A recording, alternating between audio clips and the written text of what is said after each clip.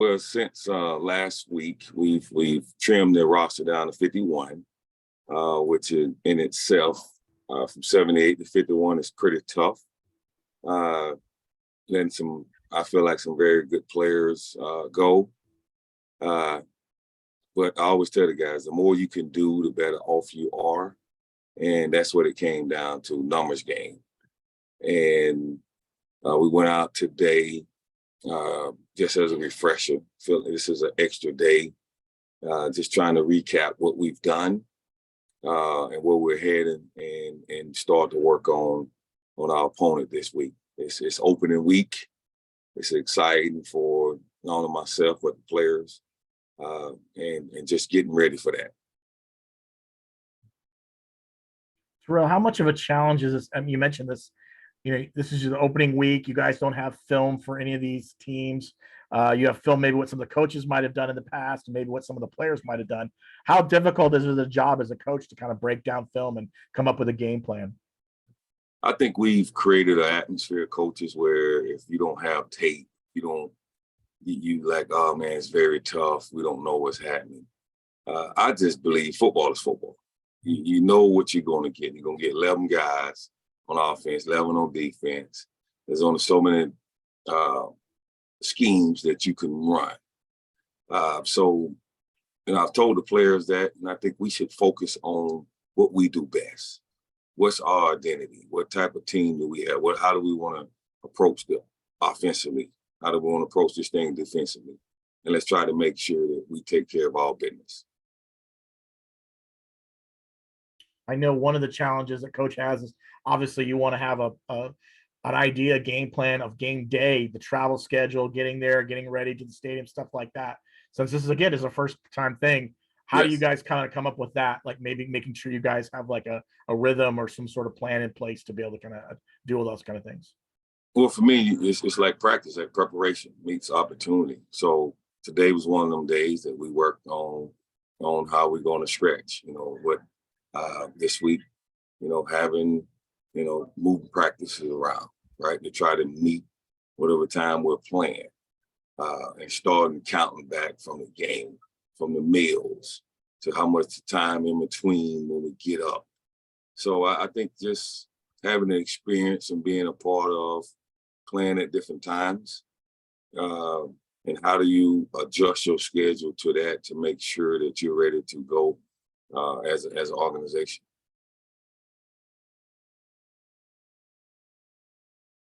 Hi, Coach Buckley. This is Alan from the Alan Air Sports Radio Show. Always a pleasure. And I know that you mentioned about the roster cuts, 78 to 51. Have you kind of decided on who your quarterback will be at this point? No, we had a great practice today. The competition, when you have good players, very good players. I know everybody wants that superstar. You would like to have Jalen Hurts or Patrick Mahomes, but this league we don't have that. So we have 3 young men that are fighting and scratching and clawing to be the first one to run out there. So that's exciting for us. I think it is making our team better. When you realize that competition goes on all the way up until when we run on the field.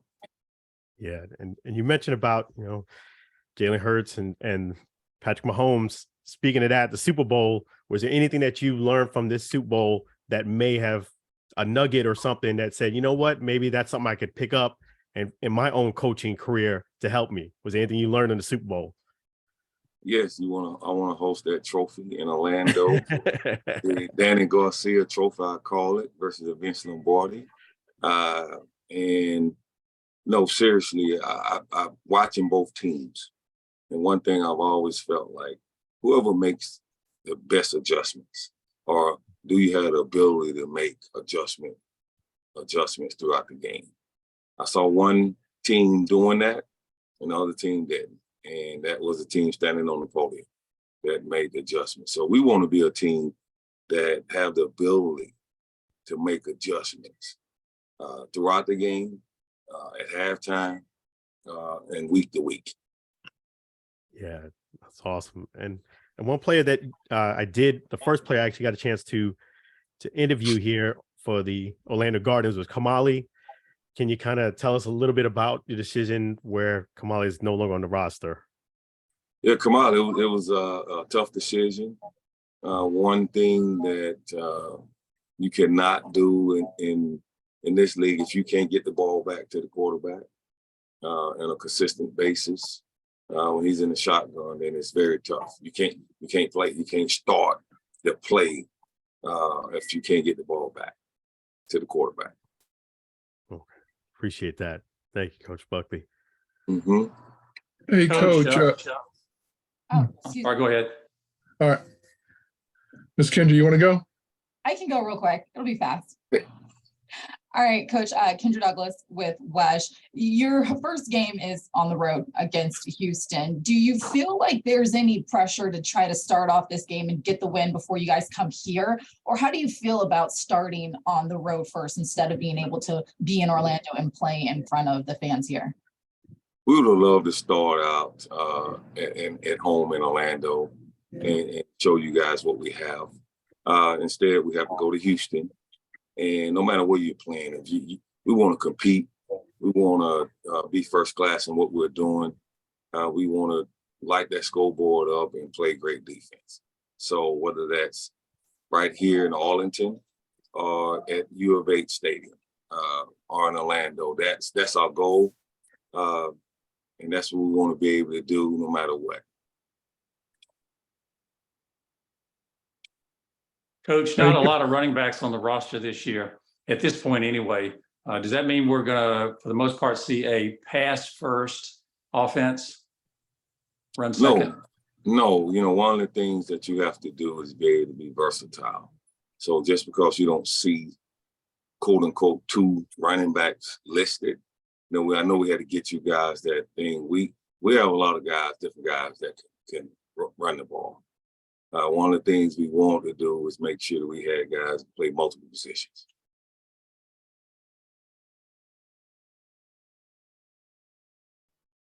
Hey, Coach.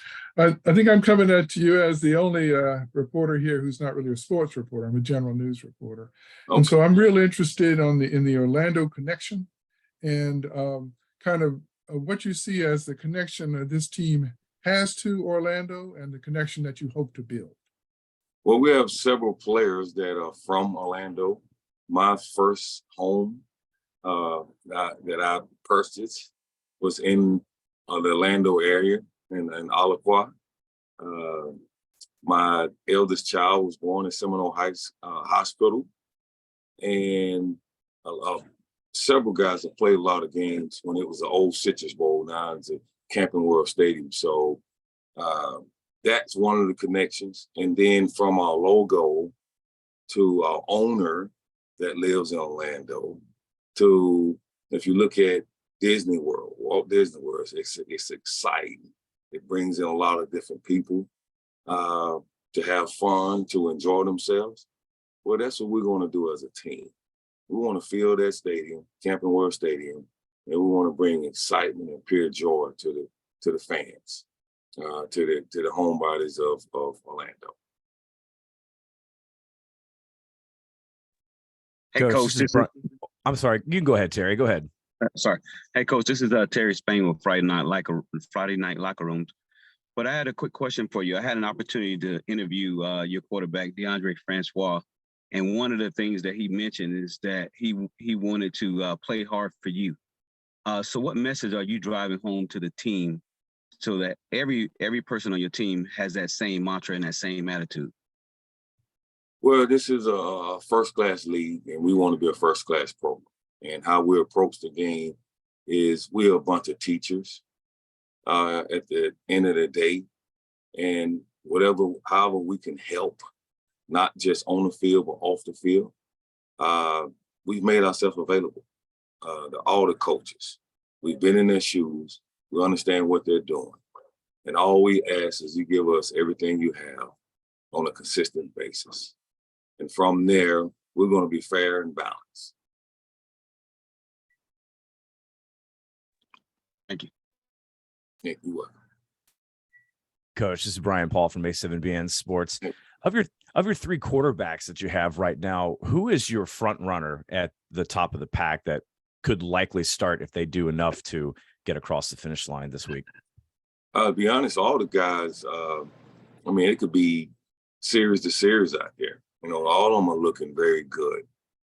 It's going to be a very tough decision for us to decide who's going to be the first guy to run out there.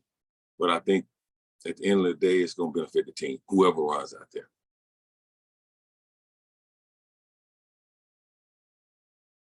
Terrell, do you see foresee a situation where you could use two quarterbacks? I mean, in the game. I see a situation where you use three. Who says you can't play all the guys? I think I've never understood this, even as a guy that played in the NFL 14 years. Why do you have 47 guys now dress out of 45? Why you don't play everybody? Why does the right guard have to play the whole game? Why does the quarterback have to play the whole game? I think you can spot play a bunch of different guys. You know, I've been a part of that model in college, where obviously if you got your starter, your top guy, he gets a bulk of the work. But that way you don't get stuck. To me, I watch pro games, one of the starters gets banged up, and you have a guy that hadn't played in 10 weeks. And that's the first thing the commentators talks about. Oh man, he hadn't played, their starters out.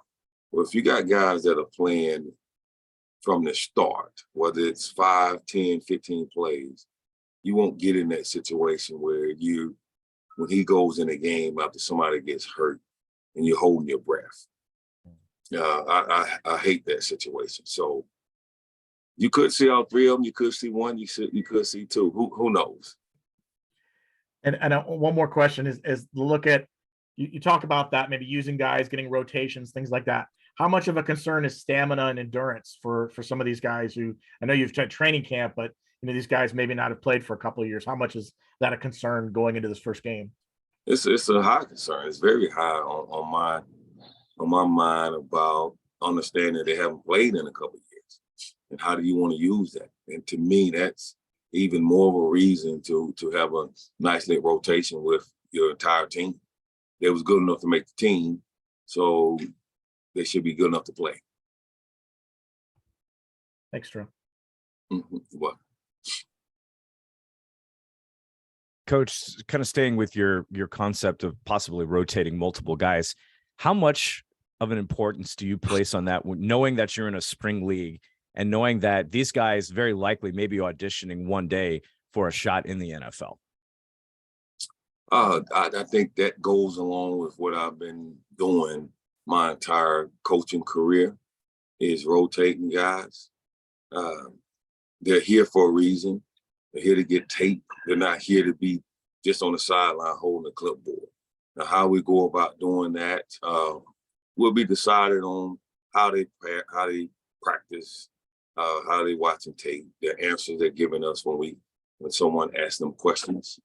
All that will be determined as the week goes along. Coach, with less than a week to go in the opening season, what is one thing that you wish your team was doing a little bit better now that maybe they're not? Oh man, you talked about the conditioning part. I wish we was doing a little more weightlifting and a little more conditioning, a little more talking to each other on the field. We only had, just think about before we started this, none of these guys had played together. And so you got a whole new team, a whole new league, a new offense, a scheme, new defensive scheme, special teams, different rules. So just the communication part, but I know not only we have that issue, other teams have that issue. And the time management that I think we have used for this spring, this camp, has been pretty good. And that will be on display Saturday night. Yeah, Coach Buckley. And speaking of that, with the game coming up this weekend, do you have a feel for yourself or through the grapevine of how you would compare against your opponent in any way? Oh man, that's been nerve-wracking because no, you really don't know. And that's one of the things, the unknown. So I just go back to something I got from Coach Bobby Bowden when I was playing. Worry about yourself. Make sure you're fundamentally sound. Make sure you're ready to go and be ready to respond. Because we don't know what we're gonna get. We don't know how they look. We could be pretty good. I think we are. But you never know until you show up. It could be the Kansas City Chiefs. You just don't know. Yeah, you just don't know. I hope they're not the Kansas City Chiefs. Time for a couple more here, guys. Anything else? Coach, a couple of minutes ago, you talked about adjustments that were made during the Super Bowl. Do you think because this is week one of a brand new season and basically a brand new league, that you're going to have to make a tremendous amount of adjustments during the game? I just think for us, what I just alluded to, we have been making adjustments from day one in practice, from how we travel to what we eat to the schedule. So we're prepared for that. I think you have to, when it's live, it's not like we're just watching tape and you can stop them, stop the tape, rewind it. We can't do that. What we do is live. And from myself to the players, we've had to make at least 50 adjustments since we started. So that helps us to be prepared for whenever we had to make those adjustments in the game.